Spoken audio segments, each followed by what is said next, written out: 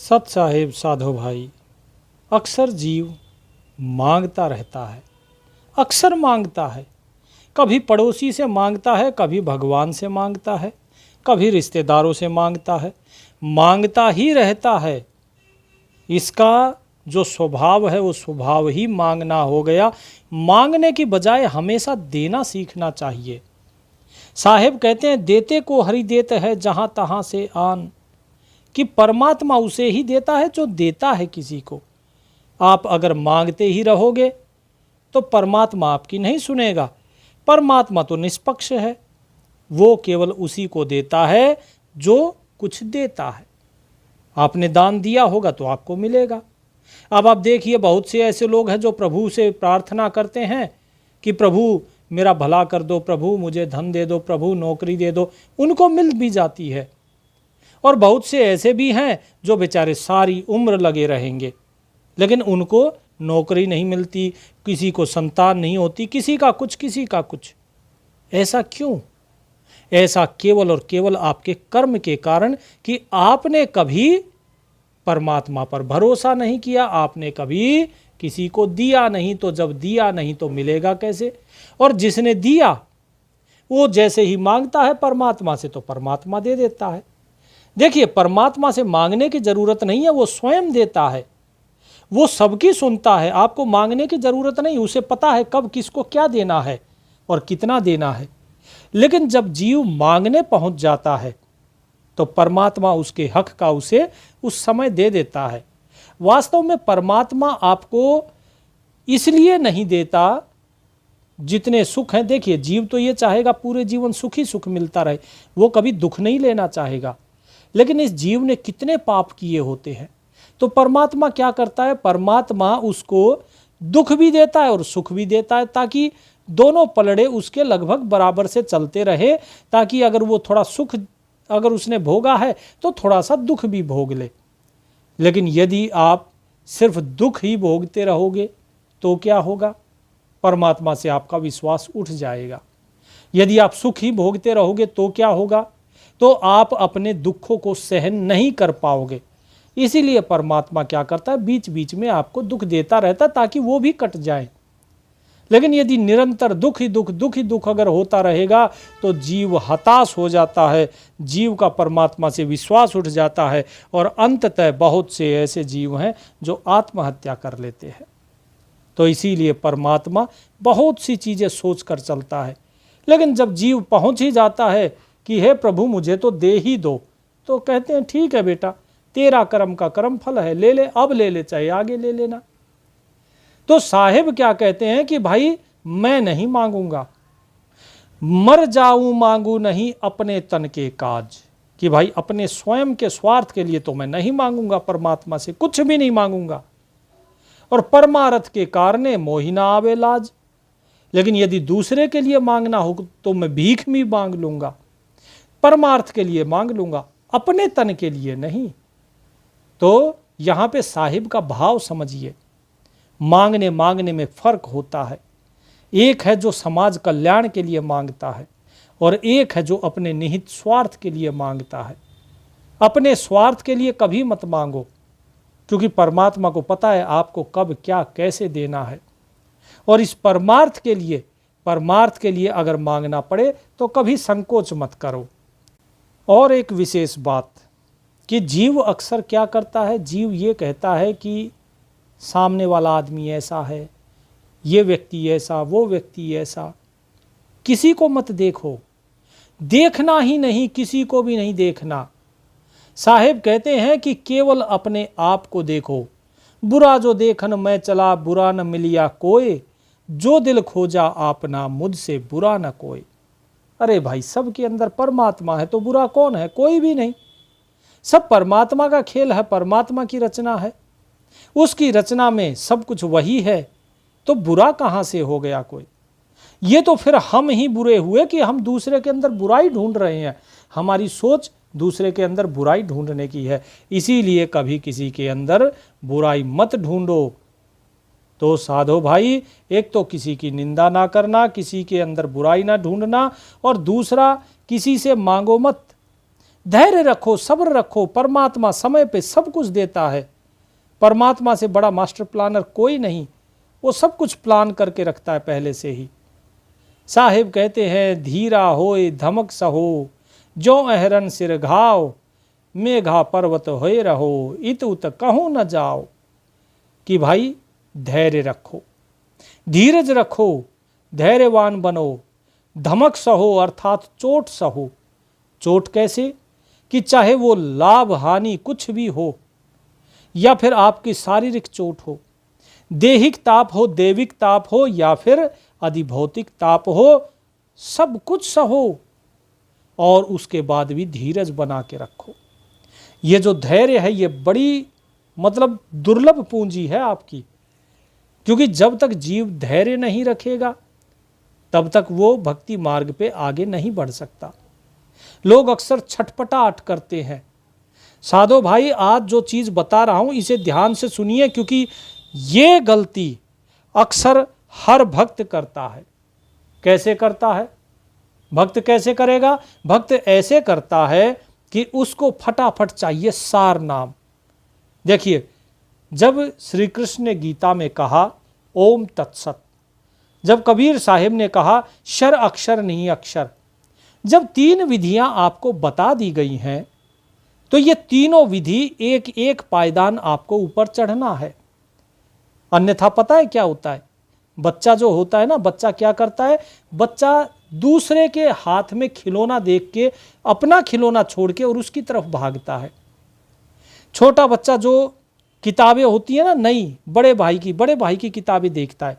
अपनी किताबें उसको समझ में नहीं आ रही, अपनी पढ़ाई समझ में नहीं आई अभी, लेकिन बड़े भाई की किताबें देखता है।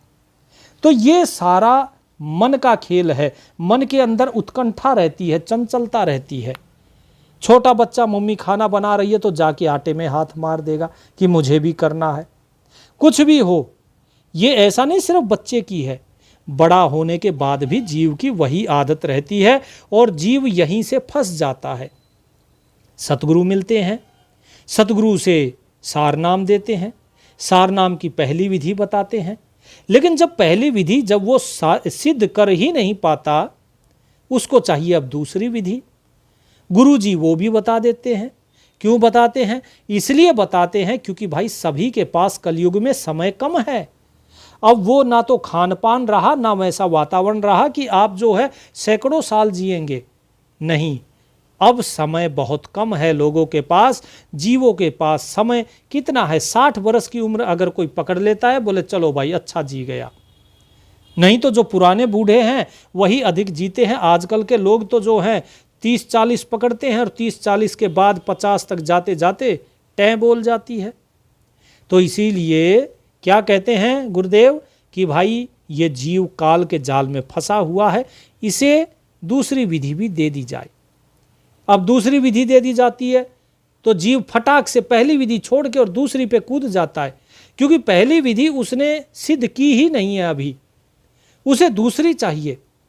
फिर उसके बाद वो सोचता है तीसरी कब मिलेगी, गुरुजी तीसरी कब मिलेगी। फिर उसे तीसरी नामदान की विधि दे दी जाती है, और जब तीसरी विधि दी जाती है तो क्या होता है?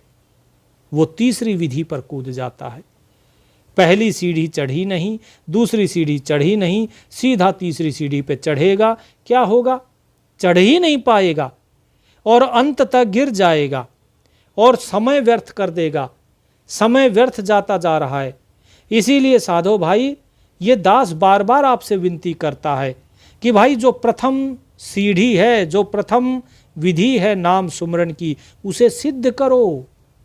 साहिब की कृपा से आप सभी को सत्संग मिलता है, आप सभी को वो प्रथम विधि मिली हुई है, उसे सिद्ध कीजिए। फिर दूसरी सिद्धि, दूसरी जो सीढ़ी है, वो दूसरी विधि है, वो भी आपको दी है। तो साहिब ने जो कृपा करी है आपके ऊपर, उस कृपा का पात्र बनिए और धैर्य रखिए। साहिब कहते हैं जिस प्रकार हीरा होता है, हीरा हथौड़े की चोट सहता है तो टूटता नहीं है वो, क्योंकि वो बहुत कठोर हो चुका होता है। हीरा बड़ा कठोर होता है, लेकिन जब ये जीव के ऊपर काल की मार पड़ेगी, काल का हथौड़ा पड़ेगा, तो ये जीव नहीं टिक पाएगा, ये उस चोट को नहीं सहन कर पाएगा। क्यों नहीं कर पाएगा? क्योंकि इस जीव ने वो पहली सीढ़ी ही नहीं चढ़ी अभी। तो इसीलिए धैर्य रखिए। साहिब कहते हैं मेघा पर्वत होए रहो, इत उत कहूं न जाओ। मेघा, मेघा क्या होता है? बादल। कि जिस प्रकार बादल जो होते हैं, बादल क्या करते हैं? उड़ते रहते हैं। हवा चली, अभी इधर अभी उधर, इधर उधर उड़ते रहते हैं। और जो बादल उड़ते रहते हैं, हवा जब थोड़ी तेज चलती है तो वो छिन्न भिन्न हो जाते हैं सब। साहिब कहते हैं कि आप मेघ की तरह, बादलों की तरह नहीं, आप पर्वत की तरह अचल बनो, कि कोई बड़ी से बड़ी समस्या भी आपको डिगा ना पाए, आपके धैर्य को हटा ना पाए, आप फिर भी धैर्यवान ही बने रहो। साहिब कहते इतु तो कहूं ना जाओ, कहीं भी इधर उधर भागने की जरूरत नहीं है। मन भगाएगा। मन कहता है कि भाई आज उठो, चलो ये काम करना है, कल वो काम करना है। मैं आप सभी को ये चीज़ें केवल बताता नहीं हूँ, बल्कि खुद भी उस पर आचरण करता हूँ। आज सुबह से मेरा मन जो है वो बड़ा ही विक्षिप्त हो रखा है, बड़ा ही इधर उधर चंचल हो रखा है, भाग रहा है। लेकिन मैं भाग ही नहीं रहा उसके पीछे कि भाई भागता रहे जहाँ भागना है। मुझे सुमिरन करना है तो मैं सुमिरन करूँगा, और मैं अपना सुमिरन कर रहा हूँ। मन को भागने दो, क्योंकि अगर मन के साथ ये शरीर चला तो फिर आप मन के पीछे चले गए। मन को अपने पीछे लगाओ, ना कि खुद मन के पीछे जाओ। धैर्य तो रखना पड़ेगा। साहिब कहते हैं धीरे धीरे रे मना, धीरे सब कुछ होए, माली सींचे सो घड़ा, ऋतु आए फल होए। कितना ही पानी डाल लो पौधे के अंदर, ज़्यादा पानी डालोगे पौधा गल जाएगा, फल नहीं आएगा उस पर। फल तो जब ऋतु आएगी तब आएगा, और तब तक धीरे धीरे उसको सींचते रहो। धैर्य रखो। जब धैर्य रखोगे तो फल की प्राप्ति अवश्य होगी। लेकिन जिसने धैर्य नहीं रखा वो क्या कहता है? बोले जी हमने बहुत भक्ति करी, हमने 20 साल नाम सुमरन किया, हमने 40 कर लिया, हमने 35 कर लिया, लेकिन कुछ हुआ नहीं। हुआ इसलिए नहीं प्यारे पंछियों, क्योंकि पंछी क्यों कहते हैं? गरीबदास महाराज कहते थे पंछी इसलिए कहते हैं कि पंछी एक ठिकाने पे, घोंसले पे आके बैठता है, वहाँ पे रात बिताता है और उसके बाद सुबह फिर से उड़ जाता है। ठीक इसी प्रकार ये जीव भी इस शरीर रूपी घोंसले में आया है, और जैसे ही समय होगा तो ये इसको छोड़कर उड़ जाएगा। कोई कौवा बनकर उड़ता है तो कोई हंस बन के उड़ता है। उड़ना सबको है, तो इसीलिए साहिब उसे पंछी कहते हैं। तो वही शब्द हमारे मुख से निकल गए। तो साधो भाई, ये जो धैर्य है ये बहुत ज़रूरी है। जितना धैर्य रखोगे उतना ही भक्ति दृढ़ होती है। विश्वास रखोगे परमात्मा में तो धैर्य भी आएगा। यदि विश्वास नहीं हुआ तो धैर्य नहीं आएगा। गुरु में विश्वास रखो, गुरु के द्वारा दिए गए नाम पर विश्वास रखो, परमात्मा पर विश्वास रखो, तो निश्चित ही उस सत्य को पा जाओगे। नहीं तो अगर पुस्तकों के इधर उधर बहकावे में बहकते रहे तो कुछ नहीं प्राप्त कर पाओगे। आज हमें एक महानुभाव मिले थे, वो कह रहे थे कि भाई जीव जगत ईश्वर, वेदों में लिखा है कि ये 3 अनादि हैं। माँ जी बड़ी अच्छी बात कही आपने, जीव जगत और ईश्वर अनादि है, चलिए मान लेते हैं आपकी बात। तो मुझे ये बताइए कि ये 3 सत्ता अनादि हैं, तो इनमें आपस में झगड़ा कौन होता होगा? इनमें से बड़ा कौन है? बोले बड़ा ईश्वर है। माँ उससे छोटा कौन है? जीव है कि जगत ये प्रकृति है? बोले उससे छोटा जीव है। मगर जीव है तो प्रकृति ने जीव को कैसे बांधा हुआ है? बोले नहीं, ये तो ऐसे नहीं है, वो तो अपने कर्मों से बंधा, ऐसे बंधा, वैसे बंधा। वो अनेकों अनेक बात उन्होंने बताई। उसके बाद हमने उनसे पूछा कि भाई कर्म करने के लिए देह धारण करनी पड़ती है आत्मा को, बिना देह के आत्मा कर्म नहीं कर सकती। बोले बिल्कुल सही बात है, नहीं कर सकती। माँ फिर हम इस संसार में क्यों आए? बोले अपने कर्मों का भोग भोगने। हमने फिर पूछा उनसे, अरे भाई पहली बार कभी ना कभी तो सृष्टि की रचना हुई होगी, किसी भी चीज़ की कभी ना कभी तो शुरुआत होती है। आपने कहा कि जीव अनादि है, आपने कहा प्रकृति अनादि है और परमात्मा अनादि है, इनका कोई अंत आदि कुछ नहीं है। हम आपकी बात मान लेते हैं, लेकिन सृष्टि की तो रचना होती है ना। बोले हाँ, सृष्टि की रचना होती है। तो सबसे पहले सृष्टि की रचना कब रची गई, सबसे पहले कितने युग पहले रची गई, चलो वो आपको नहीं पता होगा, लेकिन ये तो पता होगा कि सबसे पहले जीव को ये शरीर दिया ही क्यों गया। उस समय तो इसने कोई कर्म नहीं किए थे, तो क्यों दिया गया। बोले नहीं जी, ये तो जो है हमेशा से सृष्टि रची आ रही है, ये ऐसे ही चलती है। मैं इस आपके हिसाब से तो सृष्टि भी फिर अनादि हो गई, हमेशा से चली आ रही है। तो इस प्रकार के तथ्य लोग देते हैं। ये सब कुछ अज्ञान है। और जब तक जीव वास्तव में स्वयं के अंदर नहीं झांकेगा, तब तक उसको कोई भी कुछ भी कहता रहेगा, वो बहकता रहेगा, उसके मन का धीरज डावाडोल होता रहेगा। आज वो इस गुरु के पास, कल उस गुरु के पास। तो जब तक आप स्वयं का अनुभव नहीं करोगे, तब तक इधर उधर भागते रहोगे। तो इसीलिए गुरु के वचनों पर विश्वास रखो, गुरु के दिए नाम पर विश्वास रखो और उस परमात्मा पर विश्वास रखो, तो निश्चित ही मुक्ति को प्राप्त करोगे।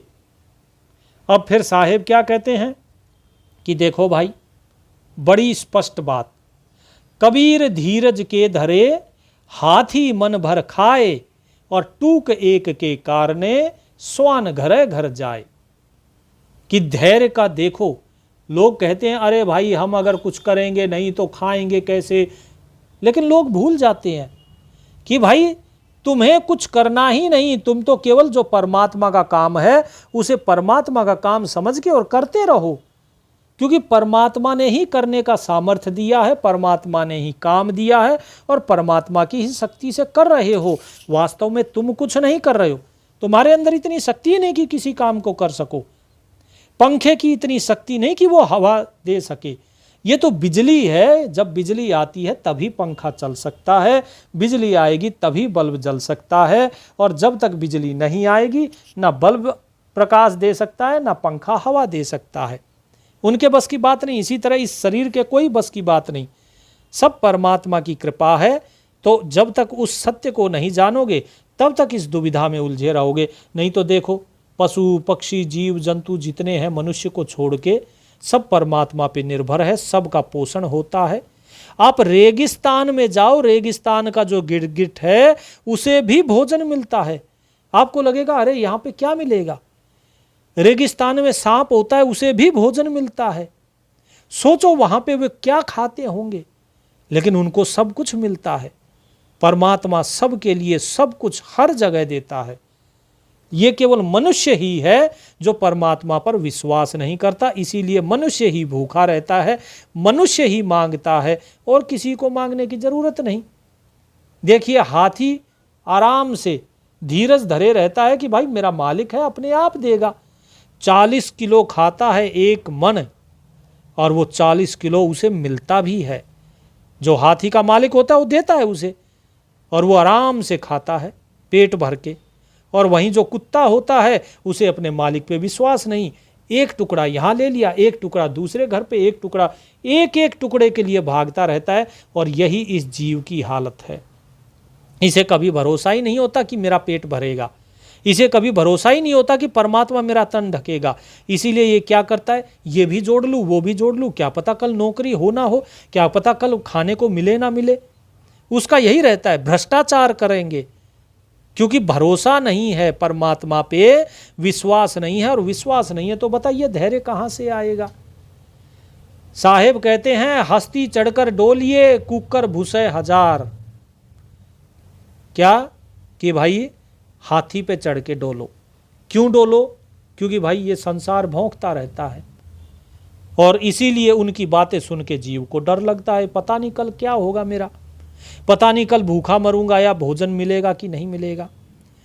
और वहीं कबीर साहिब क्या कहते हैं, कबीर साहिब कहते हैं कि ऐसे भी योगी होते हैं, ऐसे भी भक्त होते हैं जो संध्या होने से पहले अपने बचे हुए खाने को जीवों को दे देते हैं, ताकि वो किसी के पेट में जा सके, ताकि संध्या होने के बाद वो बासी ना हो। वो भी हैं जो कभी भी रोकते नहीं है अपने पास, धन का संचय नहीं करते, खाने का भी संचय नहीं करते। कबीर साहिब कहते हैं, कबीर तू काहे डरे। अरे भाई डर क्यों रहे हो, डरना नहीं है, परमात्मा बैठा है ना, फिर क्यों डरते हो। कबीर तू काहे डरे, सिर पर सिरजनहार, हस्ती चढ़कर डोलिए, कूकर भूसे हजार। कि संसार की बातें सुन के तुम डरते रहते हो। अरे डरना नहीं है भाई, क्यों डर रहे हो, जब तुम्हारे सिर पे वो परमात्मा रहा, वो सृजनहार जब तुम्हारा सहायक है, तो तुम्हें डरने की जरूरत ही नहीं। लोग कहेंगे जी हमारा तो नुकसान हो जाएगा, हमारा ये हो जाएगा, वो हो जाएगा। कबीर साहिब कहते हैं भाई अगर भक्ति मार्ग पे चलना है तो परमात्मा पे भरोसा करना सीख लो, और नहीं तो भक्ति मार्ग छोड़ दो। ये कायर का काम नहीं है, सूरवीर का काम है। क्या हो गया, अरे खाली हाथ आए थे खाली हाथ जाएंगे, तो इसमें क्या नफा नुकसान क्या है। ये तो सब काल का खेल है, माया का खेल है, नफा नुकसान इसकी तरफ क्यों देखते हो। भीख मांगने की नौबत नहीं आएगी तुम्हारी। परमात्मा है, सब कुछ देता है, सबको देता है, तो तुम्हें भी मिलेगा। इसीलिए उस सृजनहार पर भरोसा रखो। वो बैठा है, जीव नहीं देता, गुरु देगा नहीं देगा, शिष्य देगा नहीं देगा, कोई पड़ोसी देगा नहीं देगा, लेकिन परमात्मा जरूर देगा। इसीलिए उस पर भरोसा करो। ये अलग बात है कि परमात्मा जो है वो जीव की परीक्षा जरूर लेता है, तभी तो पता लगेगा परीक्षा के बाद ही कि जीव सच्चा है कि कच्चा है। माया थोड़ी कम ज्यादा हुई तो इसका मन डावाडोल होगा कि ये मेरे ही भजन में लगा रहेगा। तो यही तो साहिब देखते हैं। और जीव थोड़ी सी माया ऊपर नीचे हुई नहीं कि फटाक से अरे मेरा धन कम हो गया, ये ज्यादा हो गया, कभी खुश होगा कभी नाराज होगा। साहिब कहते हैं कि भाई ये भक्ति नहीं है। जिसका रंग क्षण में चढ़ जाए और क्षण में उतर जाए वो भक्ति नहीं होती। इसीलिए साहिब कहते हैं कि परमात्मा के भरोसे होकर और परमात्मा के नाम रूपी हाथी पर चढ़ के घूमो। उसके बाद ये संसार रूपी जो कुत्ते हैं, कुत्ता रूपी संसार बोला, क्या बोला संसार को, कुत्ता। कि जैसे कोई जीव हाथी पर बैठता है, कोई भी व्यक्ति, उसके बाद कुत्ते हजारों भौंकते रहे लेकिन किसी की हिम्मत नहीं पास आ सके, ठीक इसी प्रकार परमात्मा के नाम पर जो आरूढ़ हो गया, जिसने परमात्मा का आसरा ले लिया, उसके बाद ये संसार बेशक हजार भोंकते रहे, ये कुछ नहीं कर सकते आपका। आज तक किसी भक्त का कोई कुछ बिगाड़ पाया क्या। मीरा को जहर का प्याला दिया तो क्या हुआ, कुछ नहीं हुआ। प्रहलाद को देखिए, उसी के पिता ने इतनी यातनाएं दी, क्या हुआ, कुछ नहीं हो पाया। जो यातना देने वाले थे वे नष्ट हो गए, लेकिन भक्तों का कभी कुछ नहीं हुआ। इसलिए साधो भाई इस चीज को याद रखना, हमेशा याद रखना कि परमात्मा के नाम का जिसने सहारा ले लिया, जिसने भरोसा ले लिया, उसके बाद फिर और किसी भरोसे की जरूरत ही नहीं रहती है। लोग कहते हैं जब से सुमरन किया सुख नहीं मिला, सुख नहीं मिला, बड़ा दुख है, कष्ट है। कबीर साहिब कहते हैं कि भाई मुझे देखो, मैं क्या कह रहा हूं, मुझे देखो कि कबीर चाला सुख ढूंढने, आगे मिलिया दुख, जाहू सुख घर आपने, अब मैं जानो और दुख। कि ये कबीर सुख ढूंढने चला संसार में कि भाई सुख मिल जाए, लेकिन मिला क्या, दुख। दुख मिला तो हमने दुख से प्रीत कर ली कि जाओ भाई सुख, हम नहीं ढूंढते अब तुम्हें, जाओ तुम अपने घर जाओ। परमात्मा ने मुझे दुख दिया है तो अब हम इसके साथ प्रीत निभाएंगे। दुख में सुमरन सब करे, सुख में करे न कोय, जो सुख में सुमरन करे तो दुख काहे को होए। दुख में सब सुमरन करते हैं कि नहीं, सब करते हैं कि हे प्रभु मेरे दुख दूर कर दो, हे प्रभु मेरे साथ ऐसा हो गया। कबीर साहिब कहते हैं कि सुख में तो कोई करता ही नहीं, तो मैं क्या करूं ऐसे सुख का। बोले सिल पड़ोता सुख के, जो नाम हृदय से जाए, ताते तो दुखवा भला, जो पल पल राम रटाए। कि भाई पत्थर पड़ने चाहिए ऐसे सुख के सिर पे तो, जो हृदय से नाम को भुला देता है। इससे तो अच्छा है दुख, कम से कम हर पल प्रभु का नाम तो याद दिलाता है। तो इसलिए साधो भाई इस सुख दुख के चक्कर में ना पड़ना, ये सुख दुख के चक्कर में कभी मत पड़ना, हमेशा परमात्मा के सुमरन में लगे रहना, तो ही कल्याण होगा। एक बार एक भगत जी थे, आए साथ में सन्यासी बाबा, ठीक है, उनके पास हम जाकर बैठ गए, तो ऐसे ही बातचीत चल रही थी। अब वो जो सन्यासी थे वो नए नए साधु बने थे, बोले संत सबसे बड़ा, संत सबसे बड़ा। माँ बड़ी अच्छी बात है जी, आपने बिल्कुल सत्य वचन कहा, संत तो महान होते हैं। बोले गृहस्थी क्या है? गृहस्थी कुछ नहीं, गृहस्थी नरक का कीड़ा है, गृहस्थ को छोड़ो, गृहस्थ किसी काम का नहीं है। माँ जी अच्छी बात है, गृहस्थ वैसे भी किसी काम का नहीं है, गृहस्थ तो काम क्रोध लोभ मोह इनमें लिपटा रहता है। बोले संत बड़े, संत बड़े, संत की बड़ी महिमा। माँ जी बिल्कुल सही बात है, लेकिन ये बात आप खुद मत कहो ना, ये जीवों को कहने दो, दूसरों को कहने दो, अपने मुंह मियाँ मिट्ठू नहीं बनना चाहिए। अब उनकी बगल में जो एक और साथ में जो उनके आए थे, अब वो बोल पड़े, बोले संत जी ये सही कह रहे हैं। बोले अरे ये क्या सही कह रहे हैं, ये गृहस्थी हैं, ये क्या बताएंगे, हम संत हैं, हम बताएंगे, हम बता रहे हैं ना संत बड़े, संत बड़े, साधु सन्यासी बड़ा। अब वो बगल में बैठा था वो बोला, बोले कैसे बड़ा, बताओ तो बताओ। बोले अगर संत नहीं होते, साधु नहीं होते, तो इस संसार को शिक्षा कौन देता। हमने भी हाथ जोड़कर कहा कि महाराज बिल्कुल सही कहा, लेकिन ये तो बताइए कि अगर गृहस्थी नहीं होता तो साधु को भिक्षा कौन देता। आप जिस गृहस्थी के घर का अन्न खा रहे हैं, आप उसे ही सुना रहे हैं। आप बताइए तो सही कि आपको फिर भिक्षा कौन देता अगर गृहस्थ ही नहीं होता। आपने तो संसार त्याग दिया। बोले नहीं नहीं तुम मेरा अपमान कर रहे हो, अपमान कर रहे हो। मां नहीं जी, हम आपका अपमान नहीं कर रहे, हम तो बड़ा सम्मान करते हैं, आप इतने बड़े पुण्य संत हैं, अच्छी बात है, बड़े ज्ञानी ध्यानी हैं। लेकिन वो जो है वो माने नहीं। तो जो उनकी बगल में बैठा था वो बोला, बोले महाराज आप सन्यासी बन गए, बिल्कुल सही बात। अब आप गृहस्थी जो है, गृहस्थी की निंदा कर रहे हो। आप मेरे को ये बताओ कि आप सन्यासी बने क्यों, आपने विवाह क्यों नहीं किया। बोले नहीं नहीं विवाह क्या करना है, नारी जो है नरक का द्वार होती है, नारी से दूर रहना चाहिए। नारी की झाई पड़े अंधा होत भुजंग, कबीर तिनकी कौन गति जो नित नारी के संग। कबीर साहिब का ये दोहा बता दिया कि भाई जिसकी परछाई देखते ही सांप अंधा हो जाए, उस नारी के साथ जो जीव हमेशा रहता है, जरा बताओ उसकी कौन सी गति होगी। इसीलिए नारी जो है वो बोले नरक का द्वार है, छोड़ दो। अब हमने हाथ जोड़कर उनसे प्रार्थना करी, महाराज ऐसे नहीं कहते हैं, जो भोजन आप कर रहे हैं ये किसी नारी ने ही बनाया है, उसके भाव का आदर कीजिए। बोले रे कि कैसी बातें कर रहे हैं। तो उनके साथ में आया व्यक्ति बोला, ऐसे ही मजाक करके बोला, ये थोड़ा गुस्सा हो गए तो उन्होंने सोचा थोड़ा ठिठोली कर लेते हैं, ये भी हंस पड़ेंगे, ये माहौल थोड़ा सा ठंडा हो जाएगा। तो बोले महाराज एक चीज़ बताओ, विवाह आपने किया नहीं या हुआ नहीं। अब वो इस चीज़ पे नाराज हो गए, बोले अरे ये क्या कह रहे हो। बोले अरे मैं तो मजाक कर रहा हूँ, लेकिन फिर भी बताओ तो, विवाह किया नहीं या हुआ नहीं। बोले ये क्या बात हुई, अरे हम तो जो है ब्रह्मचारी हैं, हम इनसे दूर रहते हैं, अभी बताया ना नारी से हम दूर रहते हैं। तो उन्होंने भी फिर पूछा कि अच्छा एक चीज़ बताइए, बड़ा छोटा सा प्रश्न है, बड़ी छोटी सी शंका है, आप ज्ञानी हो, आप दूर कर सकते हो। बोले क्या शंका है। बोले ये बताइए कि आपने विवाह नहीं किया, लेकिन आपके पिताजी ने तो विवाह किया होगा ना, तभी तो आप पैदा हुए ना।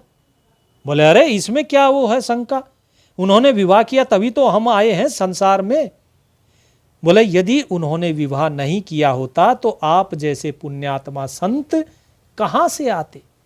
आप जिस संतता की महानता गाते थकते नहीं, आप इस संतता को कैसे धारण करते। यदि आपके माता पिता का विवाह नहीं हुआ होता तो हम जैसे लोगों को आप जैसे संत का दर्शन कैसे होता। अब वो इस चीज़ पे बड़े प्रसन्न हो गए, लेकिन उन्होंने वो भी जो है ना छेड़ने में बड़े चंट थे, उन्होंने फिर से छेड़ दिया, अच्छा आपने बताया नहीं कि विवाह हुआ नहीं या आपने किया नहीं। तो वो फिर से गुस्सा गए, बोले अरे हमने किया नहीं भाई। बोले अच्छा किया नहीं, चलो ठीक है, लेकिन ऐसा है कि जो गृहस्थी होता है ना, वो गृहस्थी अपनी मेहनत की खाता है। साहिब क्या कहते हैं, कबीर साहिब कहते हैं कि कीर्तनिया से कोस 20 और सन्यासी से 30, गिरही के हृदय बसों और बैरागी के शीस। कि भाई मैं जो कीर्तन करने वाला है उससे 20 कोस दूर रहता हूँ, और जो व्यक्ति सन्यासी है उससे परमात्मा 30 कोस दूर रहता है। और जो ग्रही व्यक्ति होता है उसके हमेशा परमात्मा हृदय में निवास करता है, और जो बैरागी होता है उसके हमेशा सिर पर रहता है।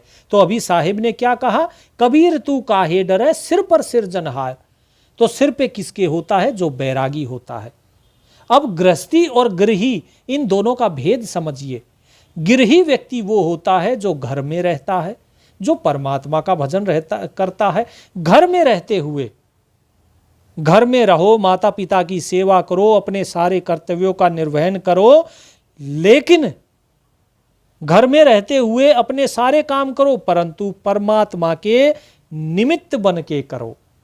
कि भाई सब कुछ करने वाला करे कराए साइया, वही कर रहा है, वही करवा रहा है, मैं तो केवल उसका दास हूं, और इस भाव से सारे काम करो। इसे कहते हैं गृही। और गृहस्थी कौन होता है, जो घर में रहता है वो भी गृही वाले सारे काम करता है, लेकिन वो घर में आसक्त रहता है। इसी को कहते हैं गृहस्थ। जो घर में आसक्त है, ग्रह में आसक्त है, वही है गृहस्थ। तो जो आसक्ति से परे है वो गृहस्थी से गृही हो जाता है। इसीलिए कबीर साहब गृहस्थी नहीं थे, वो गृही थे। बंदी छोड़ गरीबदास महाराज गृहस्थी नहीं थे, वो गृही थे। इसी प्रकार नानक जी गृही थे। जितने भी संत हुए वे गृही थे। इसे कहा जाता है गृही, जो घर में रहता है लेकिन घर में आसक्त नहीं रहता। जिस प्रकार कमल जो है कीचड़ में बसता है लेकिन उसमें फंसता नहीं है। आसक्त माने फंसना। तो साहिब यही चीज कहते हैं कि भाई कबीर तू काहे डरे सिर पर सिरजनहार, हस्ती चढ़कर डोलिए कुकर भूसे हजार। कि संसार के कुत्ते हजारों बेशक भौंकते रहे, क्योंकि संसार को क्या कहा, कुत्ता कहा है साहिब ने। इसका केवल भौंकने का काम है। आप केवल परमात्मा के आधार पर चलते रहो, सुमरन करते रहो, सारे काम अपने आप परमात्मा देखेगा। क्योंकि सिर पर सिरजनहार, जिसने सिर पर उस मालिक को जान लिया, वो सब कुछ करवाता है। उसे सब कुछ पता है कि अब मुझे क्या करना है, क्योंकि आप भरोसे हो गए अब उसके। जब आप स्वामी के भरोसे हो जाते हो, वो आपसे पूरा महीना काम तो लेगा, लेकिन महीने के अंत में आपको तनख्वाह भी देता है। कोई रोजाना की दिहाड़ी देता है, और जो रोज रोज की दिहाड़ी पे जाता है, एक दिन दिहाड़ी मिलेगी, दूसरे दिन नहीं मिलेगी। लेकिन जिसकी पक्की नौकरी लग गई, जिसने नौकरी कर ली, वो नौकर हो गया, दास हो गया, उसको हर महीने उसको मिलना ही मिलना है। फिर साहिब क्या कहते हैं, कबीर भंवर में बैठ के, ध्यान से सुनिएगा इस साखी को, कबीर भंवर में बैठ के भौचक मना न जोए, डूबन का भय छाड़ दे करता करे सो होए। कि भाई इस कबीर की बात सुन लो कि यदि तुम भंवर में भी बैठे हो, भंवर समझते हैं, भंवर होता है जो पानी घूमता है, समुंदर में जब तूफान आता है तो भंवर पड़ता है। इसी प्रकार जो बड़ी नदी होती है उसमें भी कई बार भंवर आ जाता है, उस भंवर में बड़े बड़े जहाज डूब जाते हैं। लेकिन कबीर साहिब क्या कहते हैं, कबीर साहिब कहते हैं कि भाई भंवर में भी अगर बैठे हो तो भी घबराओ मत, भौचक मना न जोए, इस मन के अंदर भौचक के मत हो, अर्थात इस मन के अंदर ना भय लेकर आओ और ना ही आश्चर्य लेके आओ कि अब क्या होगा, ना। बोले डूबन का भय छाड़ दे, डूबने का भय छोड़ दो तुम, करता करे सो होए। जो वास्तव में उस परमात्मा को मंजूर है होगा वही। अगर उसे जिंदा रखना है तो देखिए, जब सुनामी आई थी, सुनामी आने के 3 दिन बाद भी समुंदर से 4-5 लोग जिंदा तैरते हुए वापस आए। जो लकड़ियों के साथ बह गए थे, कोई लकड़ी मिल गई और लहरों ने धीरे धीरे उन्हें किनारे लगा दिया, जिंदा आ गए। और जो जमीन पर थे वे सबको बहा ले गया समुंदर, सबको खत्म कर दिया। तो सोचिए, परमात्मा को जो करना है वो करेगा, आपके सोचने से नहीं वो कुछ करने वाला। इसीलिए सोचना नहीं, सोचना सिर्फ परमात्मा के नाम के बारे में और कुछ नहीं। इसलिए इस मैं मेरी को त्याग दो कि मैं कुछ कर सकता हूं या मेरे करने से कुछ होगा। तो क्या कहा साहिब ने, मैं मेरी सब जाएगी तब आवेगी और, जब यह निश्चल होएगा तब पावेगा ठोर। कि प्यारे पंछियों, जब आपकी मैं और मेरी जब ये समाप्त हो जाएगी ना, तब उस परमात्मा का आपको दीदार होगा। जब तक आप कह रहे हो ना मैं, जब तक आप इस मैं में फंसे हो, तब तक परमात्मा को भूल जाइए, तब तक परमात्मा का दर्शन नहीं होगा, तब तक वो ठिकाना भी नहीं मिलेगा। इसीलिए ये जो मन भाग रहा है मैं मेरी के चक्कर में, कबीर साहिब कहते हैं भाई इसे छोड़ दो, त्याग दो इसे। और जब ये निश्चल होएगा, कि जब तुम्हारा मन निश्चल हो जाएगा ना, उस परमात्मा में स्थिर हो जाएगा। प्रथम विधि कर रहे हो, प्रथम विधि में जब मन स्थिर हो जाएगा, तब इस संसार में और अपने के अंदर कोई भेद नहीं देखोगे। और जब संसार में और खुद में कोई भेद नहीं देखोगे, तब दूसरी विधि पर जाओगे। और जब दूसरी विधि पर जाओगे, तब अपने स्वरूप को पहचानोगे कि मैं हूं कौन। लोग बोलते हैं ना कि आप आत्मा हो, आप परमात्मा का अंग हो, लेकिन तब आपको वास्तव में सच्चाई पता लगेगी वास्तव में आप हो कौन, आत्मा हो, परमात्मा हो या कुछ और हो। तो क्या कहा साहिब ने, मैं मेरी सब जाएगी तब आवेगी और, तब कुछ और ही आएगा। तो उस और तक पहुंचना है तो साधो भाई इस मैं मेरी से मुक्त होना होगा। जब सपने की मैं मेरी से मुक्त होते हो ना, तब इस शरीर के मैं को जानते हो। और जब इस शरीर के मैं मेरी से मुक्त होगे, तब उस और को जानोगे जिसका साहिब ने जिक्र किया है कि वो और क्या है। और फिर क्या कहा, जब यह निश्चल होएगा, और जब उस स्थिति में जिसे आप जान जाओगे, उस स्थिति में जब आप निश्चल हो जाओगे, निश्चल अर्थात कि इधर उधर भटकोगे नहीं। अभी मन क्या है, कभी इधर भटक रहा है, कभी उधर भटक रहा है, कभी कहीं कभी कहीं, कि उस समय आप भटकोगे नहीं, उस समय आप निश्चल हो जाओगे, एक ही जगह टिक जाएगा आपका मन। बोले तब पावेगा ठोर, तब आप अपने असली ठिकाने, जिसे सतलोक या अमरलोक कहिए, अनामी लोक कुछ भी कह लीजिए, सब परमात्मा का धाम है, तब आप उस सतलोक जाओगे। उससे पहले यदि कोई सोचे मैं सतलोक चला जाऊं, ना भाई ना, इतना सस्ता सौदा नहीं है ये मुक्ति। अगर इतना सस्ता सौदा होता तो बड़े बड़े पार हो गए होते। आपको क्या लगता है ये पोथियां लेके कम लोग घूम रहे हैं? पोथियां लेके वेद पढ़ने वाले पाठी बहुत हैं इस संसार में, बहुत हैं जो सत्यार्थ प्रकाश पढ़ते हैं, बहुत हैं जो कुरान पढ़ते हैं, बहुत हैं जो ग्रंथों को पढ़ते हैं, बहुत हैं जो अजीब अजीब और पता नहीं कितनी कैसी कैसी पुस्तकें पढ़ते हैं, लेकिन कोई पार नहीं होता। क्योंकि पढ़ने से थोड़ी ना पार होता है। पढ़ने का और पार होने का क्या लेना देना। पढ़ाई तो सांसारिक है। ये जो 52 अक्षर 34 अक्षर है, ये तो संसार ने बनाए। अंग्रेजी और पढ़ लिया आपने, अब फ्रेंच तो आपने नहीं पढ़ी, तो क्या फ्रांस के आदमी पार नहीं होंगे क्या? तो पढ़ाई इस संसार की जरूरी नहीं है, पढ़ाई उस परमात्मा के नाम की जरूरी है। जब तक उस पढ़ाई को नहीं पढ़ोगे, तब तक संसार के 34 अक्षर 52 अक्षर, कहीं संस्कृत पढ़ो, कहीं हिंदी पढ़ो, कहीं उर्दू पढ़ो, अरबी फारसी कुछ भी पढ़ो, पार नहीं होगे।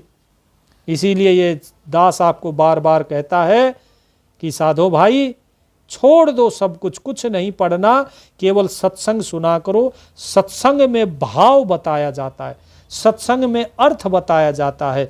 पुस्तकों में अर्थ नहीं मिलेगा, अर्थ मिलेगा तो उसका भाव नहीं मिलेगा। और जब भाव नहीं होगा तो जीव भटक जाता है, क्योंकि बिना भाव के ही तो जीव भटकता है। इसीलिए सत्संग सुनो। अगर पढ़ना है तो सूक्ष्म वेद पढ़ो, क्योंकि सूक्ष्म वेद का हम अर्थ और भाव दोनों बताते हैं। जिसने सूक्ष्म वेद को पढ़ा है उसकी गति क्या हुई है वो एक दिन हम सत्संग में भी बताएंगे आपको।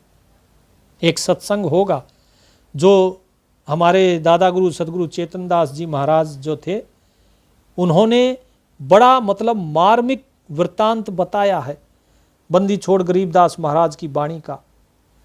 तो क्या होता है उसके पढ़ने से वो सारा भेद।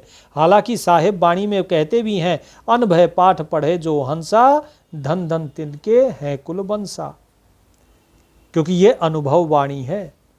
तो साधो भाई जिस दिन इसको पढ़ोगे उस दिन भेद समझ में आएगा। और बार बार जो संध्या आरती है, संध्या में भी क्या आता है, संध्या आरती में प्रेम मगन होए आरती गावे, कहें कबीर भवजल बहोर न आवे।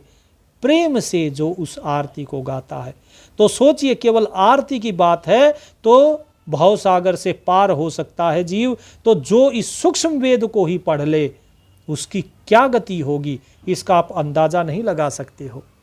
तो इसीलिए साधो भाई, ये सूक्ष्म वेद ही इसीलिए बोला जाता है कि यही पार करता है, बाकी चारों वेद आपको पार नहीं लगा सकते। इसीलिए कहा गया साकट चारों वेद हैं, साकट पंडित पीर। तो उम्मीद करता हूँ दास जो आप तक संदेश पहुँचाना चाह रहा है पहुँच गया होगा। परमात्मा आप सभी पर कृपा बरसाएं। गुरुदेव का आशीर्वाद सबको प्राप्त हो। सत साहेब।